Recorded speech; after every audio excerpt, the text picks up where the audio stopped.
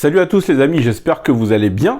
Moi ça va bien puisque je suis en vacances pendant quelques semaines et ça fait vraiment du bien. Et quoi de mieux que pour commencer ces vacances que de vous emmener avec moi en Inde pour un western urbain nocturne assez suffocant. C'est parti pour Veera Dhira Soram partie 2.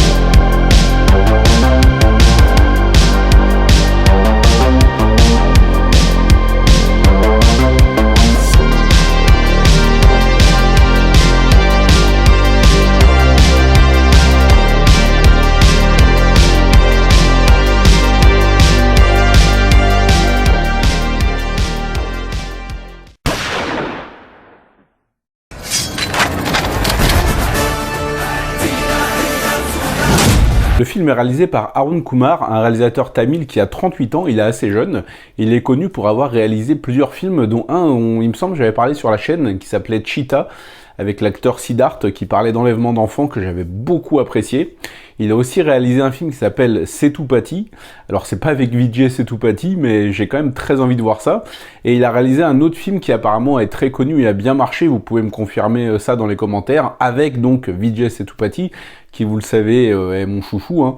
Vijay Sethupathi, il apparaît entre autres dans 96 et dans Maharaja, dont j'avais parlé sur la chaîne. Le film en question est sorti en 2014 et il s'appelle Panalayum Padmiyunum. Je suis désolé si je dois prononcer ça d'une manière absolument terrible. Veera Dhira Soram partie 2 a un contexte assez particulier puisque la partie 2 est sortie avant la partie 1.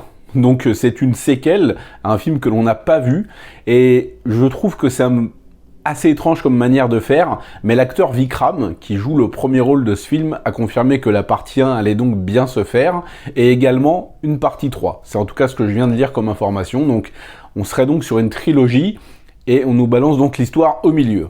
Ok, c'est très particulier, mais ça ne m'empêche pas d'avoir apprécié le film qui a de nombreuses qualités, mais aussi quelques défauts dus à son contexte tout simplement.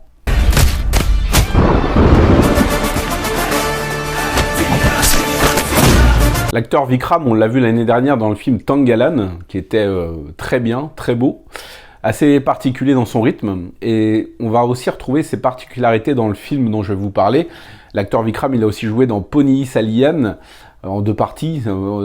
Les abréviations du film, c'est PS1 et PS2, voilà, si vous vous sentez une âme un petit peu de gamer. C'est des films qu'il faut que je rattrape aussi, parce que ça a l'air de très gros morceaux.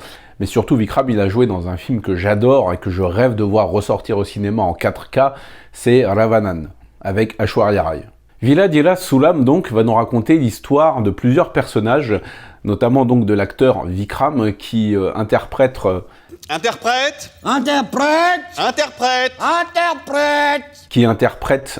un père de famille, donc, qui apparemment tient une épicerie, et qui va être mêlé à une sombre histoire de violence de gang, impliquant la police, et qui va se voir chargé d'une mission qui doit avoir lieu en une nuit, parce que le film est très serré. Ça dure une nuit en fait. On nous prend au début avec un événement et tout va découler en fait, et tout va se passer sur une nuit. Il y a une seule temporalité.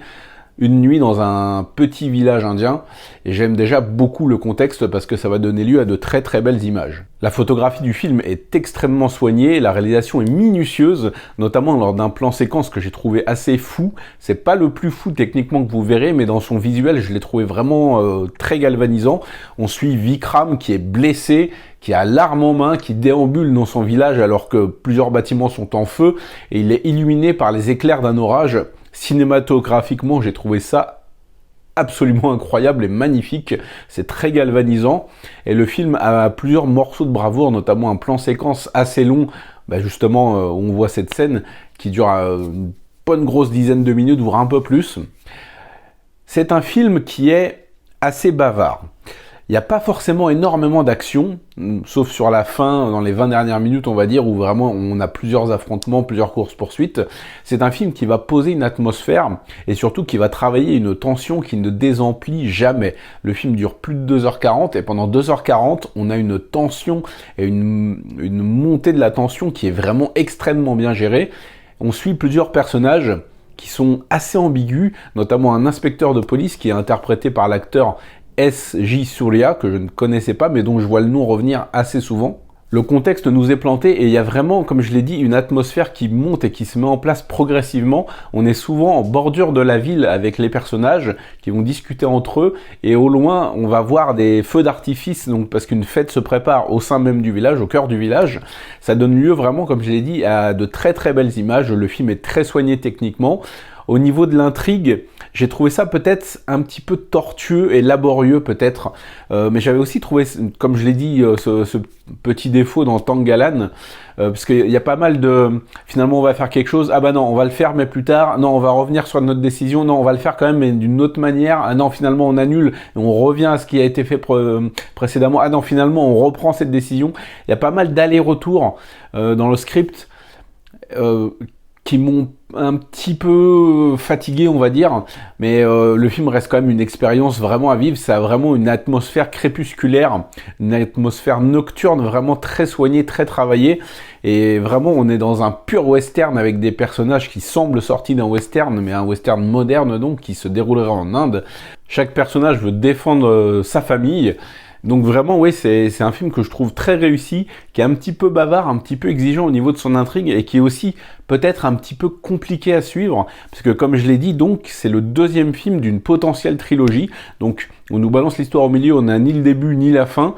Donc voilà, c'est une histoire de rivalité. D'ailleurs, on a malheureusement, c'est un petit peu un passage obligatoire dans le cinéma indien, on a un long flashback, mais de presque 20 minutes, qui se passe en plein jour, pendant les préparatifs d'un mariage, et qui, je trouve, casse un peu l'atmosphère, cette atmosphère d'une nuit. Bah, d'ailleurs, c'est qu'un film comme Kaiti de Lokesh Kanagara, j'avais très bien géré. Ça se passait aussi tout au long d'une nuit. Là, je trouve que ce flashback casse un petit peu l'immersion, mais après, rien de dramatique.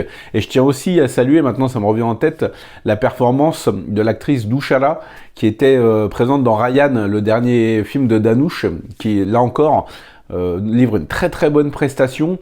Elle joue l'épouse de Vikram, donc.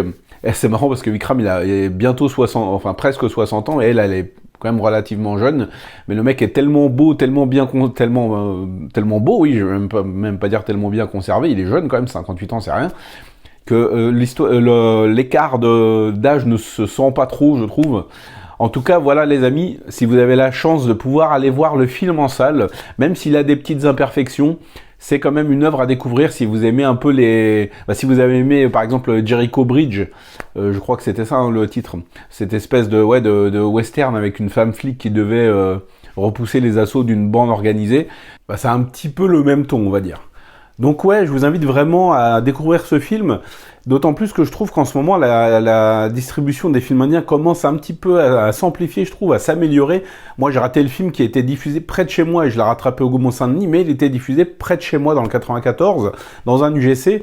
Donc vraiment, ouais, ça fait plaisir. Et là, en salle, sort le nouveau Ajit Kumar, qui est disponible aussi près de chez moi. Bon, il n'y a qu'une séance le soir. C'est un peu chiant. Mais ça commence à venir, donc il faut vraiment soutenir le cinéma indien. Il y a tellement de pépites là, donc plutôt que de vous taper une énième analyse sur le cinéma de Steven Spielberg ou une vidéo Blanche-Neige c'est woke, franchement, découvrez le cinéma indien, ça y est, il y en a plein de disponibles. Sur les plateformes, en salle, vous avez vraiment de quoi faire. On a Léo, on a Jawan, on a RRR qui sont disponibles sur Netflix, c'est des gros morceaux, allez-y, je pense que vous n'avez honnêtement rien de mieux à faire de votre temps. Donc, n'hésitez pas. Quand on entend ou qu'on lit sur Twitter, il n'y a rien au cinéma, c'est juste des gens qui s'intéressent pas vraiment au cinéma, à part au cinéma américain.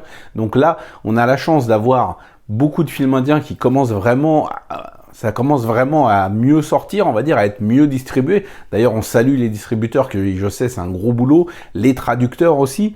Le film est disponible en version originale sous-titrée française. Et voilà, il y a tellement de pépites dans le cinéma indien que si vous voulez, vous pouvez ne regarder que du cinéma indien jusqu'à la fin de votre vie. Entre les grands films d'avant et tout ce qui sort actuellement, vous avez de quoi vous occuper pour le reste de votre vie. Donc franchement, n'hésitez pas. C'est sur ces bonnes paroles, les amis, que je vous laisse. N'hésitez pas à me donner vos impressions sur le film, si vous l'avez déjà vu, si vous avez aimé, si vous avez remarqué les mêmes petits défauts que moi, si vous avez un avis totalement différent, je serais ravi de vous lire. Et moi, je vous dis à la prochaine pour parler de cinéma asiatique, parce que vous savez que ça déchire. Salut!